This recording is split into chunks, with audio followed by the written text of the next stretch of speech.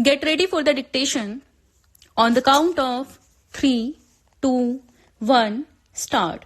Sir, I have had the opportunity of going through the performance budgets which was presented to the House by different ministries.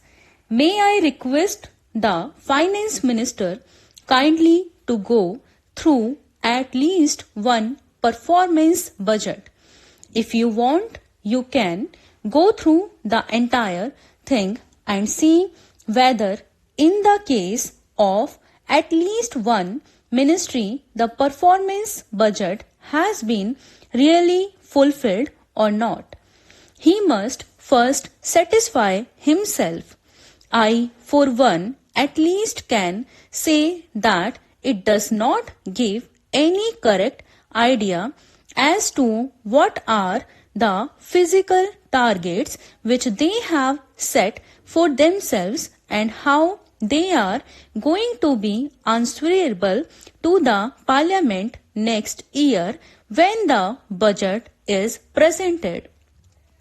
If we have to compare the performance budget of next year with last year's budget, the members of Parliament should be in a position to find out as to whether they have been able to achieve the targets that they have set for themselves, and if they have not, they should find out which department has failed, where the things have gone wrong. At least we should be able to find out these things. Sir, the third point which we may bring to the notice of Honorable Finance Minister as a matter of abundant precaution about the infrastructure facilities which are very badly required if we really believe in industrial and agricultural growth. Here the state electricity boards, the coal ministry and the railway ministry have a coordination committee. But at the same time, greater attention will have to be paid to see that our production does not suffer because of the infrastructural facilities which are not coming up to the mark. That is the only apprehension left.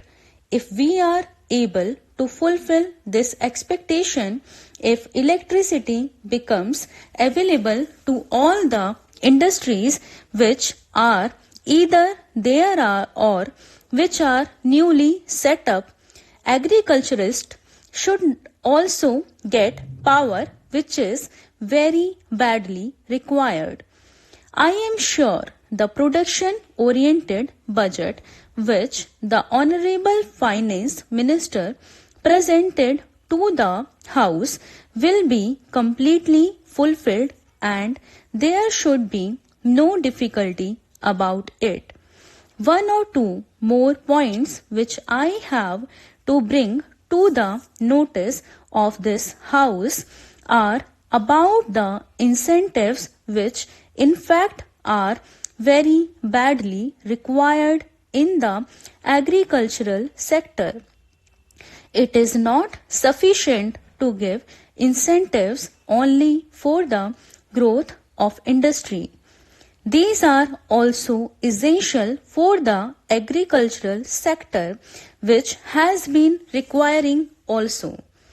The support price suggested by the Agricultural Prices Commission normally is very much below the market price.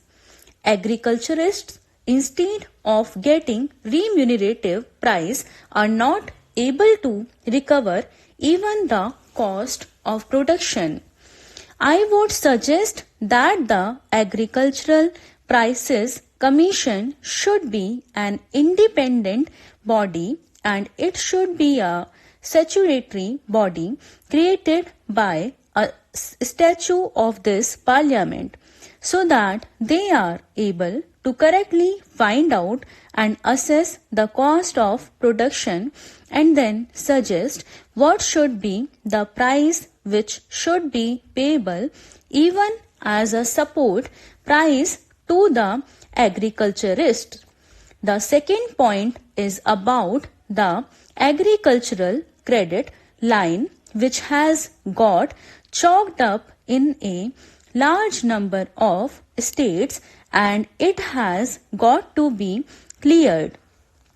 Honorable member is not here, but I was amused to find that every now and then, whenever the question of Maharashtra scheme was being raised here, he always used to say that there are some fictitious transactions and fictitious loans were given. I do not know on what basis he has been saying that. Even if there are some fictitious transactions, those could be found out and the persons concerned punished for that. Why should every cultivator be punished for that?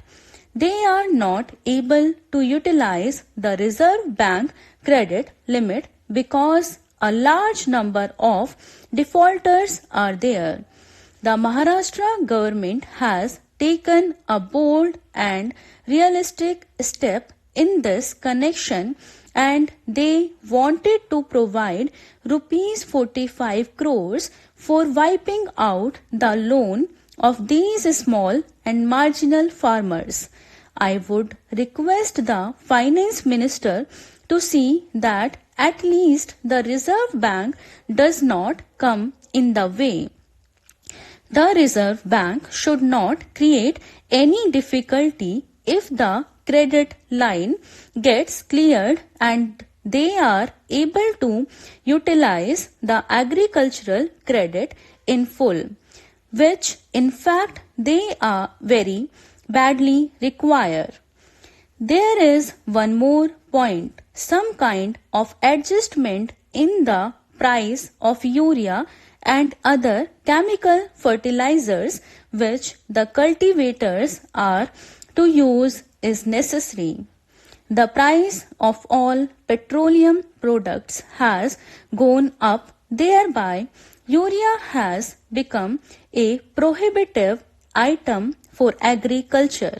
Some kind of adjustment effected by which urea should be easily available to the cultivators is one of the points which the finance minister may kindly consider. My next point is about the natural calamities and the scheme of rescheduling of loan. The finance minister is aware of the fact that rescheduling is not a concession to the cultivator at all. He is required to pay 1/3 installment of the loan which he has taken right at the start when the rescheduled cycle start of the loan.